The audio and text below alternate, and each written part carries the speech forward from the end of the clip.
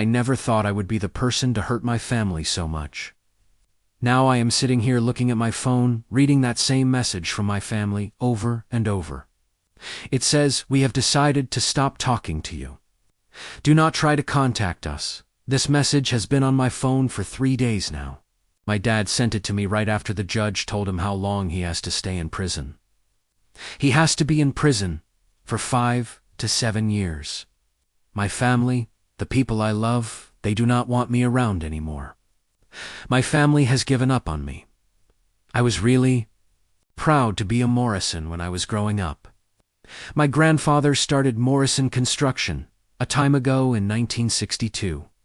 He did not have much, just a truck and a toolbox. By the time I finished college, my dad had made Morrison Construction really big. It was one of the construction companies in the state. We built schools and government buildings. I wanted to work for Morrison Construction badly. My dad would always tell me that I would be in charge of Morrison Construction one day. He said Morrison Construction would be what I was known for. I began working in the office right after I finished school, where I learned about the business side of things. My younger brother Jake was out working on the sites at the time. My dad gave me things to do every year. I started doing bids, then I worked on contracts. Eventually, I was in charge of making sure we were following all the rules. That is how I found the inspection reports that were not real. The falsified inspection reports were a problem. We were trying to get our files in order. The company was going digital, so I was scanning a lot of papers. That is when I saw some things that did not add up. The dates for inspections were wrong, according to the logs from the site. The people who signed off on safety checks were supposed to be working on other jobs at the time. At first, I figured it was mistakes made by the people doing the paperwork. So I went to my dad with this information, thinking he would be just as worried as I was about these file problems with our system and the old paperwork. "Leave it alone," the man told his son. He did not even look up from the papers on his desk. Sometimes, the paperwork gets really messy. There is no need to go and dig up problems that are better left alone. The paperwork is that. Paperwork, and sometimes it gets messy, so just leave it alone. I just could not leave this thing alone. These were schools where kids go to learn. Elementary schools where little kids spend their day. High schools with chemistry labs, and shop classes where older kids go to study. The more I looked into this, the worse it got. They did not even do the inspections to check if the buildings were safe. They said the fire safety systems were okay, without testing them. The things they wrote about the asbestos were not true at all. This happened in 23 buildings over 8 years. Schools are places where kids should be safe. This is what was happening in these schools. I was in a bad place for 3 weeks. I did not sleep much. I did not feel like eating. Every time we had dinner as a family, it felt wrong. My mom would pass the potatoes, ask me how my day was, and I would think about that kindergarten classroom with the big problem that nobody checked. The kindergarten classroom had a problem that nobody checked. Jake would tell stories about things that happened at his job, and I would think about kids sitting in classrooms with roofs that might not be safe. The kindergarten classroom had a problem that nobody checked, and it made me think about all the other buildings that might have the same problem. The day I walked into the Federal Bureau of Investigation field office, I got sick in their parking lot. This actually happened to me twice. It was pretty embarrassing. I was at the Federal Bureau of Investigation field office, and I just could not handle it. So, I threw up in the parking lot of the Federal Bureau of Investigation field office. The investigation into my dad's business moved fast. It took 2 months for the police to come and search our offices. My dad's arrest was over the evening news. I saw his picture on the page of the local newspaper. That same newspaper had a story about my dad just 6 months before because he gave money to the children's hospital. My family got really upset with me away. My mom called me and she was crying, then she started yelling at me. My brother Jake came to my apartment and he was really angry. His fists were tight. He said I was a bad person. My aunts and uncles and cousins, the people who always cared about me now, they looked at me like they did not know me. The family I loved, like my mom and my brother Jake and all my aunts and uncles and cousins, they looked at me like I was someone they did not like or even like. I was someone who wanted to hurt them. My family would never do something like this to each other, my Uncle Pete said, at what I thought would be my time with my family. My father had given me everything I needed. Now my Uncle Pete was asking me, is this really how you want to pay him back? My father gave me something that's more important than having a job or money. He gave me values. Values are important to me. The value of integrity is one of them. Doing the thing is another value that my father taught me. Protecting values people who cannot protect themselves is also very important. My father taught me these values. He did not always follow them himself when it came to values. Like integrity and doing the right thing and protecting people who cannot protect themselves, the text came 3 days ago, right after they gave the sentence. Since that time, I have started going to therapy. My friend Sarah says, I am grieving. She is right. I lost my family the day I found those files. But when I think about those kids in those schools now, they are getting the repairs and inspections that the schools should have had along. I know that I would do it again because I think about those kids and the schools. I know it was the right thing to do. Some things matter more than blood.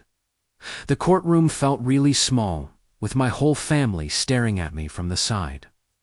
My father was sitting at the table where the person who was accused sits, and his jaw was tight. My sister Emma and my brother Marcus were sitting on either side of him, like they were protecting him. 6 months ago, we were all together making plans for Grandma's funeral. Now we can not even look at each other. My family, the people I grew up with, my father, Emma, and Marcus, we could not make eye contact with each other in the courtroom. Your Honor, my lawyer went on, if you look at the evidence, it is clear that Mr. Davidson did not visit his mother often. In fact, he only went to see her 2 times in the year of 2023. On the hand my client was always there for. Mrs. Davidson. She took care of her every day, made sure she got to her doctor appointments, and even put her own career on hold so that Mrs. Davidson could be comfortable and safe. My client did a lot for Mrs. Davidson while Mr. Davidson did not do much at all. I moved around in my seat, thinking about those long nights. My grandma would call out for her husband, who had passed away at 3 o'clock in the morning. I remembered the day. She could not recall my name. She still had a big smile on her face when I sang her favorite song from church. I had turned down the job as a manager because I would have had to travel a lot. My father thought I was making a mistake. He told me to put my grandma in a nursing home. He said I should not give up my life like that. My father said it. I was thinking about my grandma and what she needed from me. I just could not do it. Not after everything she had done for the people I care about, for my family, for us. She had done much for us. The forensic accountant was the person to take the stand. This person went on to talk about the money transfers that had taken place. For example, $200,000 was moved out of Grandma's accounts in the 3 weeks before she died. There were also checks that were written in handwriting that did not look like Grandma's handwriting, all. Then there was the will that Grandma signed just 8 days before she passed away. At that time, the nurses who were taking care of Grandma noted that she could not even remember what year it was. The forensic accountant talked about all of these things, focusing on the transfers. From Grandma's accounts, my father said this to me during his deposition. He told me that she wanted me to have it. He said that because he is her son and family is important to him. My father believes that being related by blood means a lot. Blood, that is a word that he really likes. Where was the blood when Grandma needed some help, to take a bath. She was so scared and confused. She did not want to be by herself. Grandma begged for someone to be with her. Emma lives 20 minutes away from Grandma. Emma was too busy. She had her book club and her yoga classes, Emma said. She did not have time for Grandma. Marcus said he had to take care of his kids. Marcus always had time to play golf on the weekends. He went on golf trips all the time. Grandma needed blood when she was sick. Nobody was there to help her. Blood is an important thing. We need blood to live. When Grandma needed people to care about her, they were not there. Emma and Marcus were not there for Grandma. They were too busy with their things. Grandma was all alone. She needed blood. She needed people to help her and be with her. My lawyer showed the security footage next. This footage was of my father going to Grandma's room with some papers. The time on the footage said he was there for 43 minutes. That was his visit to see Grandma that month. The nurse said that after my father left, Grandma seemed upset. She kept asking why she had to sign those papers. Emma said to me during lunch, "You are destroying this family over money." She was really upset. Emma said that our grandma would be disgusted with what's happening to our family. I felt like screaming. This was not about the money. All this was about doing what is right. It was about the woman who took care of us being taken advantage of when she was at her weakest. It was about my father taking things from the woman. I spent 3 years looking out for the woman who raised us. The judge made a decision. It was final. The will was not good. They proved that. Someone took advantage of Grandma financially when she was old.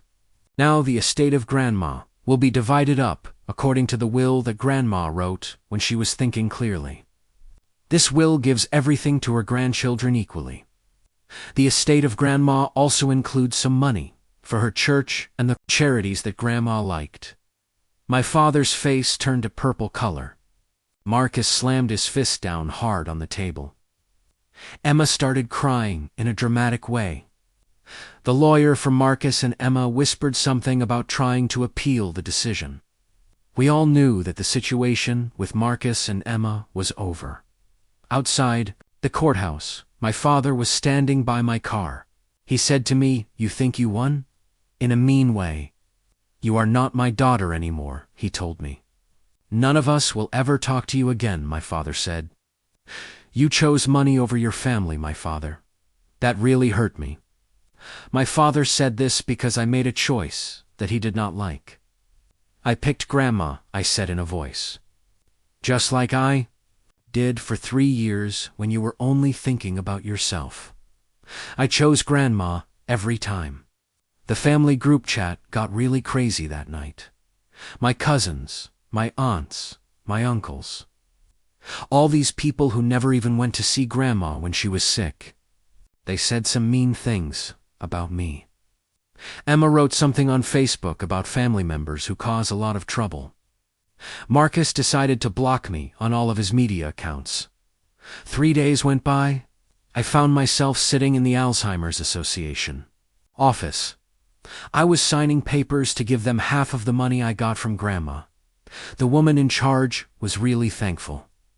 She even had tears in her eyes. When I was leaving the office, my phone started ringing. I got a text message from my father. It said, "We do not want to see you. We have decided to cut all contact with you. The Alzheimer's Association will always remember Grandma, so please stay away from us forever, just like you are staying close to the Alzheimer's Association, for Grandma's sake." I looked at Grandma's photo on my phone wallpaper, her bright smile. From before the disease took hold. "I did right by you," I whispered. "That's all that matters." My cousin Maya's face turned really white as she gave me her phone.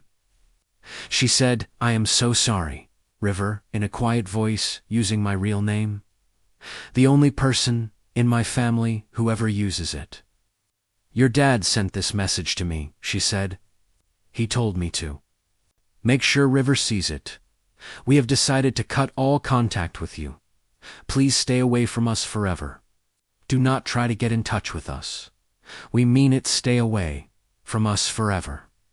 I looked at the words. I felt really strange. The dinner we had, month, was a total mess. I guess I should have seen this coming after what happened.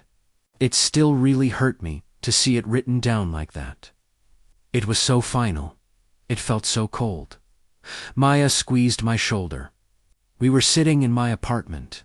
It was 400 miles from home. There were still boxers stacked against the walls. The apartment smelled like paint, and it felt like anything could happen. My roommate Alex was in the kitchen. Alex was giving us space. They were close enough. If I needed my roommate Alex, that is what my chosen family, Maya and Alex, do. They know when to help me and when to give me space. My chosen family knows what to do. Maya said to me, "Do you want to talk about the thing that is bothering you?" Maya really wanted to know what was going on. Maya asked me again, "Do you want to talk about it?" I was not sure if I did the thing. The whole story felt like a weight that I had been carrying around for a very long time. Maybe telling the story would actually help me feel better about the whole thing. I said to them, "You know how it all began? When I first told my family that I am non-binary, my mom actually laughed at me.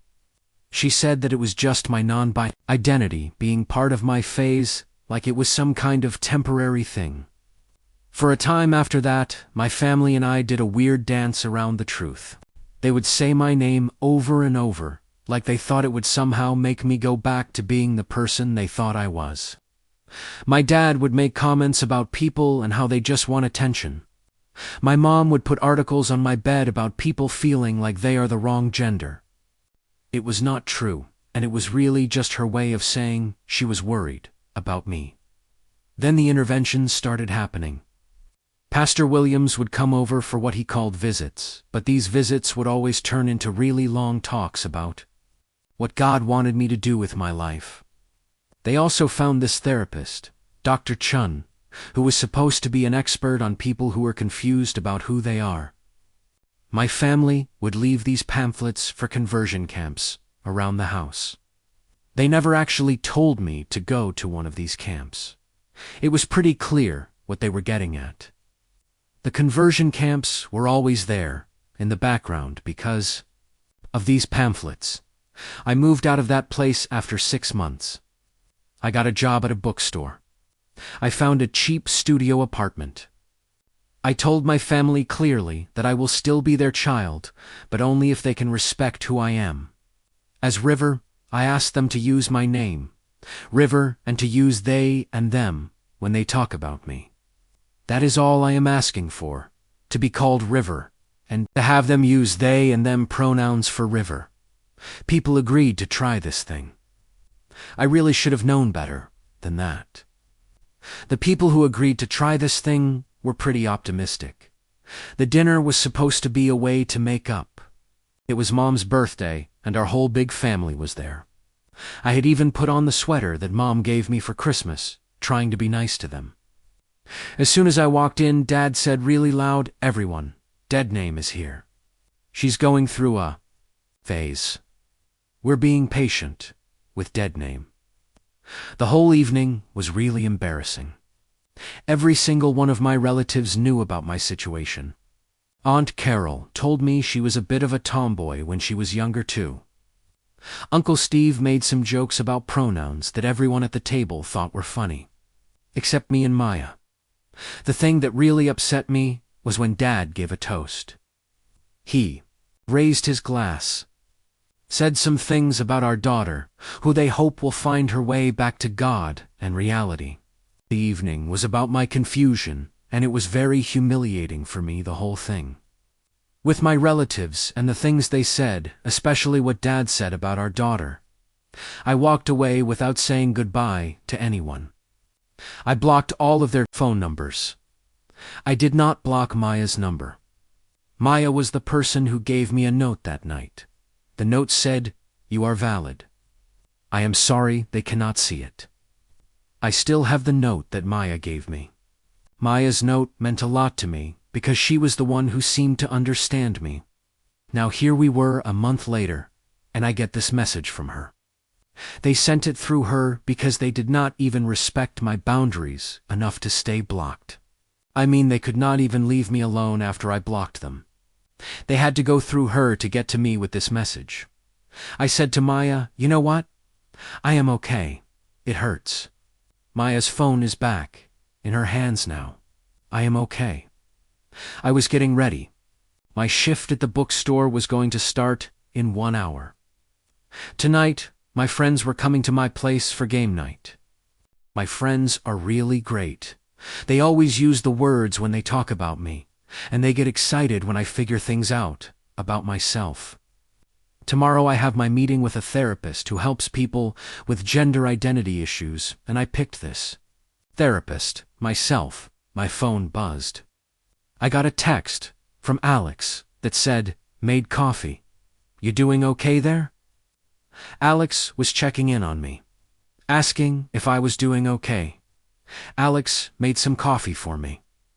"Yeah," I called back, meaning it. "I'm home."